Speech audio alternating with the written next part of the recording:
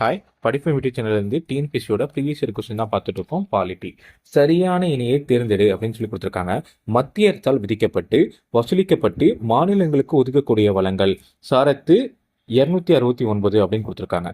மத்திய அரசால் விதிக்கப்பட்டு ஆனால் மாநில அரசு வசூலிப்பது மற்றும் பயன்படுத்துவது அப்படின்னு சொல்லி கொடுத்துருக்காங்க. சாரத்து 268 மத்திய அரசால் விதிக்கப்பட்டு வசூலிக்கப்பட்டு மாநிலங்கள் மற்றும் யூனியன் பிரதேசங்களால் பகிர்ந்தளிக்கக்கூடிய வரி அப்படின்னு கொடுத்துருக்காங்க. 267 சொல்லி கொடுத்துருக்காங்க.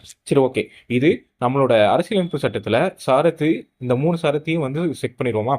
ஃபர்ஸ்ட் 267 என்ன கொடுத்துருக்காங்க? எதிர்பாராத செலவினங்களுக்கான நிதியம் அப்படின்னு சொல்லி கொடுத்துருக்காங்க. 267 ஓகே. அடுத்து 268 என்ன கொடுத்துருக்காங்கன்னு பார்ப்போம். மத்திய அரசு விதித்து வரியை மாநில அரசு வசூல் செய்து அதனை தேவைக்காக பயன்படுத்திக் கொள்ளும் அப்படின்னு கொடுத்துருக்காங்க. 269 என்ன கொடுத்துருக்காங்க? மத்திய அரசு வரியை விதித்து அதனை வசூல் செய்து மாநில அரசுக்கு ஒதுக்கப்படும் அப்படின்னு கொடுத்துருக்காங்க. இந்த 3 சாரத்துல இது தப்பா இருக்கு. 267 இருக்கு. சரிங்களா? மாநிலம் மற்றும் மத்திய அரசுக்கு இடையான வருவாய் பகிர்வு எதுல இருந்தா ஸ்டார்ட் ஆகுது? 268 இருந்து தான் ஸ்டார்ட் ஆகுது. ஆனா நமக்கு 267 கொடுத்துருக்காங்க. அப்ப அது தவறு இல்லையா? ஓகே. அப்போ 1 மட்டும் தான் தவறு. அப்ப மற்ற 2மே சரி இல்லையா? அப்ப 1ம் 2ம் சரி. Answer C. தேங்க்யூ.